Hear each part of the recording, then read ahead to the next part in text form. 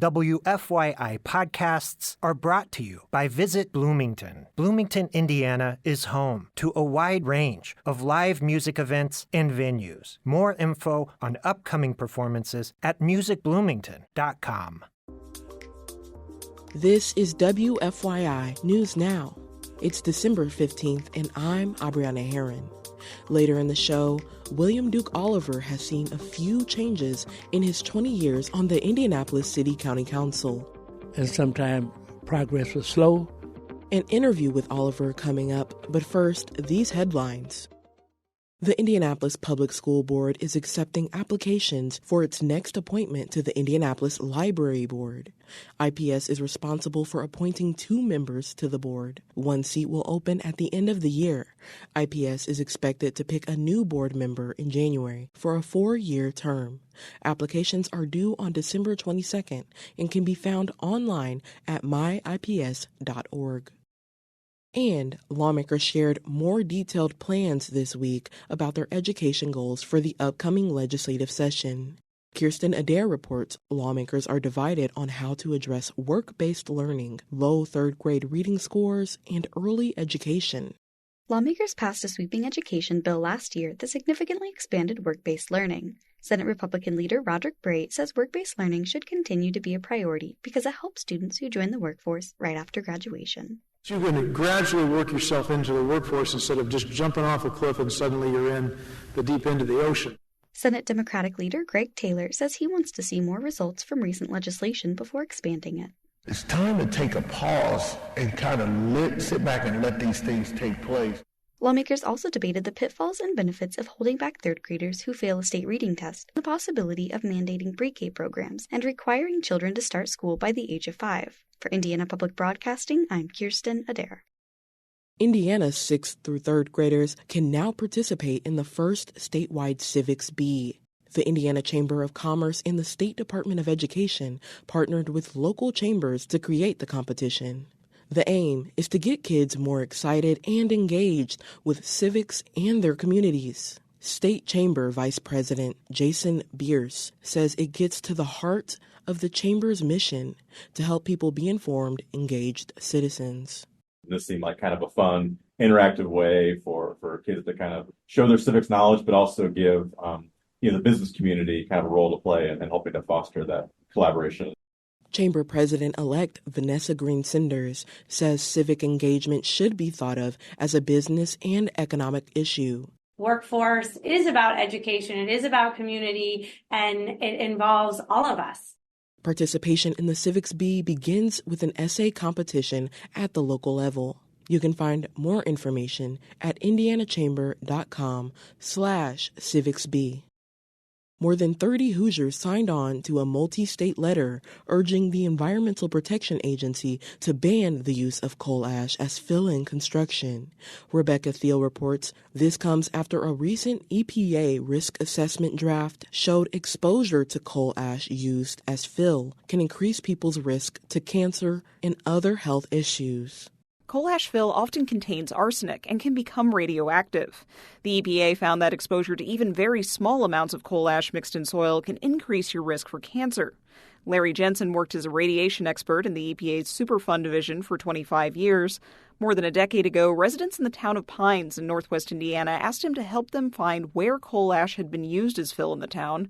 Jensen found high levels of gamma radiation in people's yards. He says he showed that data to former colleagues at EPA, but they dismissed it. We tried to get EPA to come in and make their own measurements and compare what they got with what we got. We were never able to get that far along. Among other things, the signatories also want the EPA to look further into the health risk posed by breathing in and ingesting coal ash as fill, and to require cleanup in areas where it's been used. For Indiana Public Broadcasting, I'm Rebecca Thiel. And for our final story today, an Indianapolis City County Council member who has represented his district for 20 years is retiring at the end of 2023. William Duke Oliver is an Indianapolis native with deep roots in the community that he served. Oliver sat down with WFYI's Jill Sheridan to talk about his history on the council. What would you say is one of the things that's changed the most during your time? Well, I have to reflect a little bit on what I was doing before I came on the council, who I was, how I looked at the world. In those days, going back to the 60s and 70s, my view of government and those kind of things was kind of negative, involved in the, I didn't know it at the time, but I was involved in the civil rights movement, just following along, and in the labor movement. And the United Auto Workers were very much involved in how people lived when they got off work, and talking about the community betterment. So I was drawn into politics at a very early age, the age of 21, through my involvement in the labor movement, and up through and including the death of Dr. Martin Luther King. And then one day I received a phone call about redistricting, and there was no incumbent in the area that I lived in, and they said what I would consider have your name submitted as a city councilor. I said, no thanks, I don't even know what that is. They said, oh, no, you know what it is. And then they kept on. I said, okay, I'll think about it, So a couple of days later, they called me back, and I told them I would.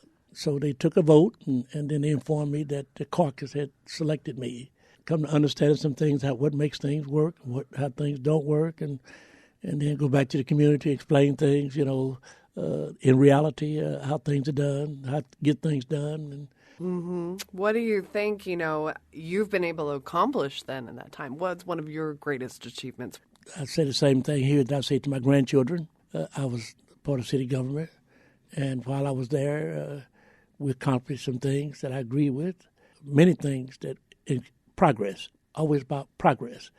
And sometimes progress was slow because of lack of dollars, but still some major things that occurred down through the years. I guess the growth of our city. I live in a area of Forest Manor, Brookside kind of area on the Near East Side, in that community there. And of course, as a counselor, we see the whole city, not just where I live.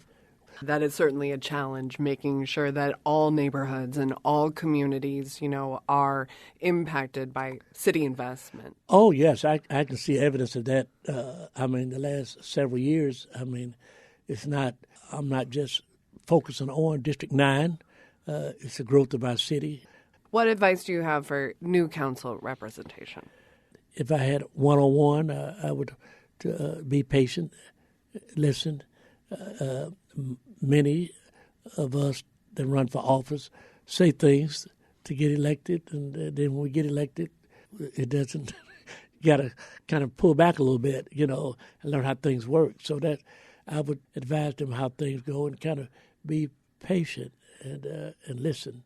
And what are your plans to do now? Will you stay involved? Will you be taking up any extracurricular activities or taking it easy? I have a great-granddaughter that's 15 months old. That's my life. I got a keyboard for her, my own keyboard, but it's a present waiting on her. About 3 or 4 years old, when she started making sounds with her fingers, and that's all I want. Then by the time, probably about the 7, 8-year-old, I'm going to give her some professional piano lessons from somewhere.